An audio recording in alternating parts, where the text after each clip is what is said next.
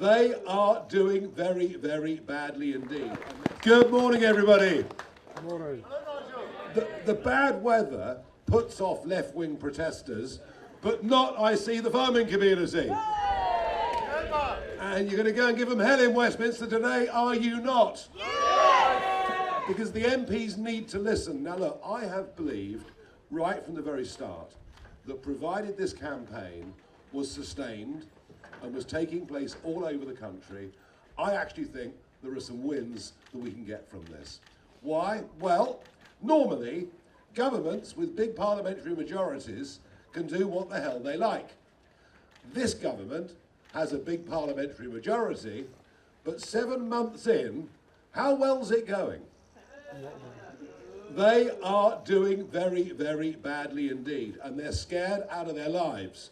They've got 100 Labour MPs that are representing rural or semi-rural constituencies.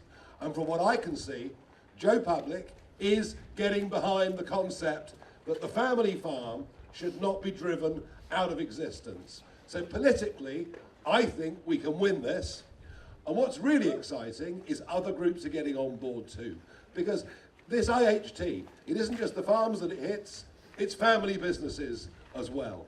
In fact, inheritance tax, when you think about it, it's on money that we paid tax on already. The whole thing's monstrous. So I think the country now is going to come together with lots of different groups, and let's just stand up and say no to death taxes, full stop. End death taxes. They're wrong, they're immoral at every level. And the way your community is being treated is unbelievable. I think somebody in the Treasury got their sums wrong, where they set the financial limits, or could it be they just want lots of land? Because they're planning for another 5 million people to come into the country in the next few years. They want to cover tens of thousands of grade 1 agricultural land in places like Lincolnshire with solar panels. Could it be there is an even deeper, more sinister agenda behind what they're doing? Either way, what they're doing is wrong. And I think the one thing the people of this country have is a strong affinity and a strong feeling for the countryside. And that countryside is as beautiful as it is because of families, be it small farms or bigger estates, that have managed this land for centuries and left it as it is. So let's get the whole country behind this campaign, apart of course from the political class in Westminster, who now have no connection or no understanding of what our rural communities are, what they represent. Maybe you're not diverse enough.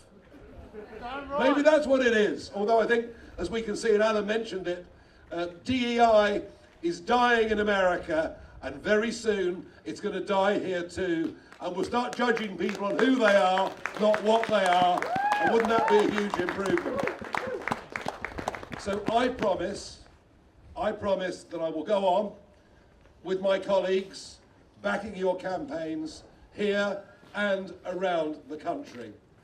I also promise that if we have anything to do with it after the next general election, and you never know, the polls are looking quite good at the moment.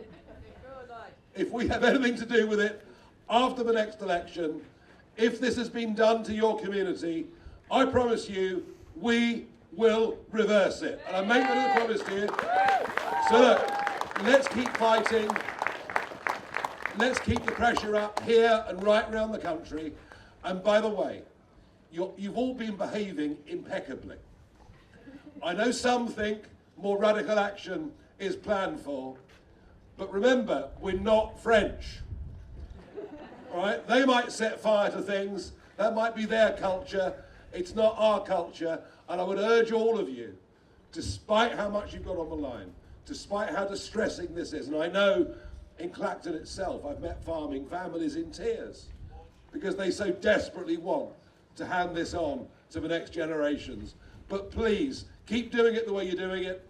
Voluble, but peaceful, within the law. And I tell you what, if we do that, we'll get the whole country on side. I wish you all the very best of luck. I promise you, I am right behind you. To London we go!